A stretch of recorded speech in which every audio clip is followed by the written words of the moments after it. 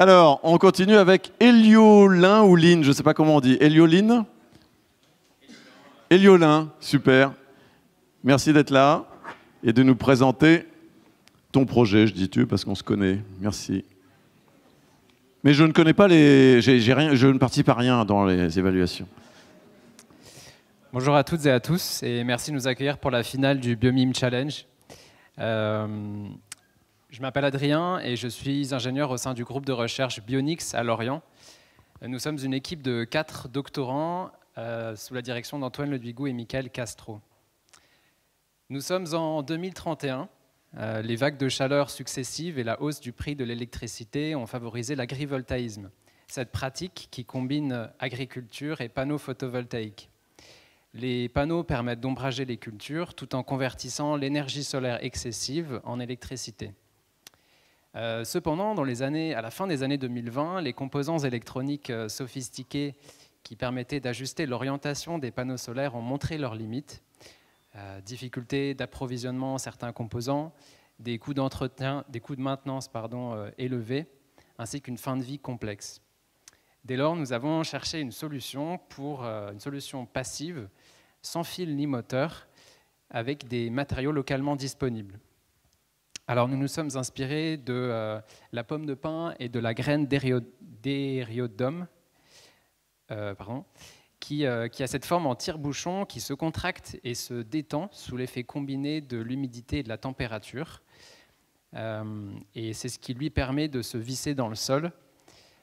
Alors c'est pas la bonne slide, mais c'est pas grave. Voilà, et donc cette graine, en fait, cette déformation, elle repose sur le principe, sur deux matériaux qui ont un différentiel d'expansion.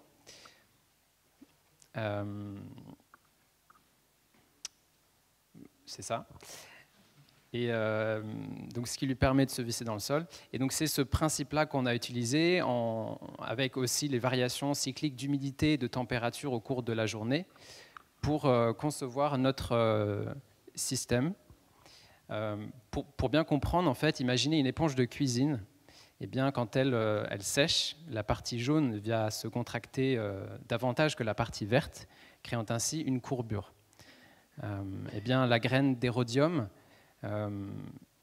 utilise ce même principe, mais à la différence près qu'à l'échelle cellulaire. Voilà, donc nous avons utilisé ce principe et pour développer un tracker solaire capable de générer la rotation nécessaire pour orienter le panneau solaire. Alors, ce principe de fonctionnement n'étant pas lié aux matériaux en particulier, nous avons choisi d'utiliser un polymère biosourcé associé au lin qui est abondant en Bretagne.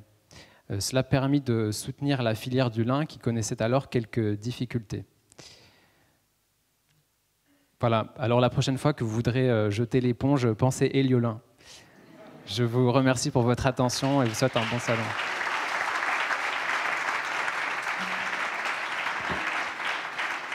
Merci beaucoup. Peut-être une question des membres du jury sur ce tracker. Merci beaucoup.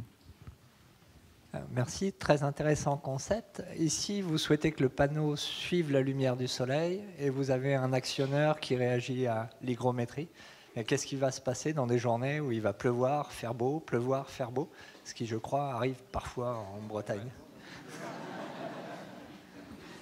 En effet, alors ce concept, il peut être calibré pour une variation moyenne d'humidité. Et puis, alors après, il peut être ajusté en fonction de la localisation. Évidemment, la variation n'étant pas la même ici ou à Aix-en-Provence. Mais après, bon, voilà, c'est un prototype à l'échelle. On est sur un niveau TRL encore 3, quoi. Là, l'idée, c'est de voir comment on peut monter en échelle et avoir un système, en effet, qui soit résilient sous tous les climats. On peut déjà imaginer le protéger, peut-être protéger des intempéries, parce que sans ces variations aux réactions d'humidité dans l'air, Mais